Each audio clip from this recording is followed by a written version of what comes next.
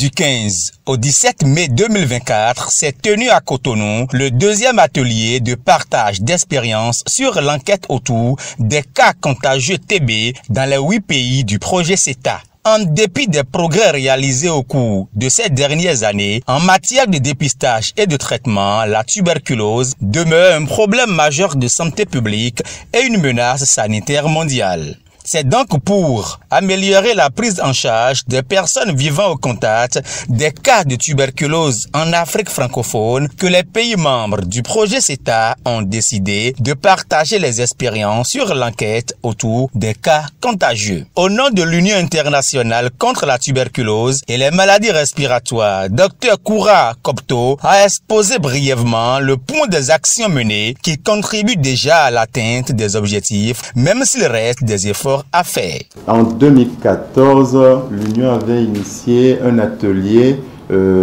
régional pour évaluer la prise en charge de la tuberculose chez l'enfant.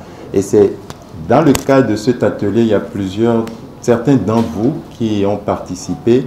Il y avait une recommandation forte et un besoin fort exprimé par les chefs de programme qui était un accompagnement pour pouvoir mener cette activité.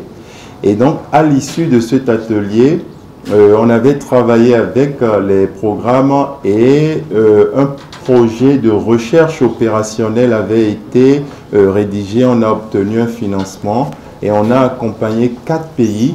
Et il y avait le Burkina, le Bénin, la RCA et le Cameroun. Et là, c'était dans 13 formations sanitaires. CDT, non? Et cette étude, projet Titi, que vous avez entendu parler, a montré que c'était faisable. L'enquête autour des cas, c'est faisable, mais qu'il y a un certain nombre d'activités, il faut accompagner les pays. À sa suite, le coordonnateur adjoint du PNT Bénin, le professeur Gildas Agoropessi, a remercié tous les participants pour avoir répondu à l'appel de ce rendez-vous scientifique. L'importance de cette activité n'est plus à démontrer. Nous savons tous au niveau des programmes par rapport au gap que nous avons et cette activité est forcément l'activité novatrice qui va apporter le plus à la lutte anti-tuberculose et qui va nous permettre vraiment d'être au rendez-vous des échéances fixées par la stratégie NDTB.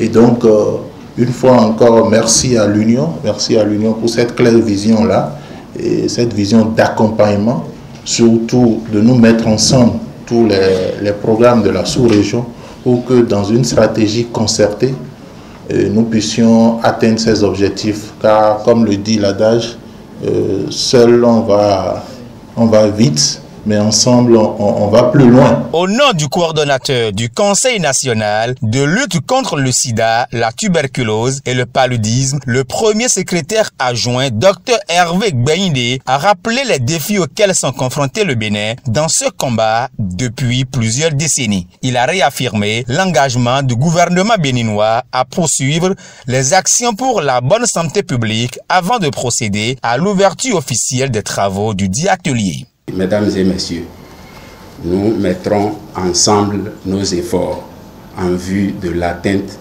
de l'objectif de l'élimination de la tuberculose d'ici 2030 dans nos pays respectifs. C'est sur ces mots d'espoir que je déclare ouvert au nom de la secrétaire exécutive du CNLSTP les présents travaux de l'atelier et vous invite à une participation très active, et vous pourriez aussi au décours de cet atelier découvrir vraiment les qualités touristiques de notre pays, le Bénin.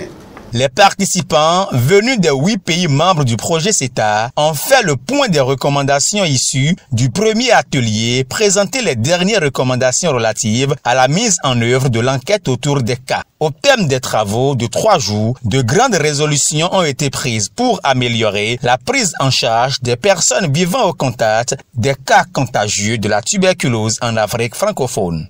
Signalons que cet atelier a connu la présence effective des représentants de l'OMS et de l'Agence française de développement.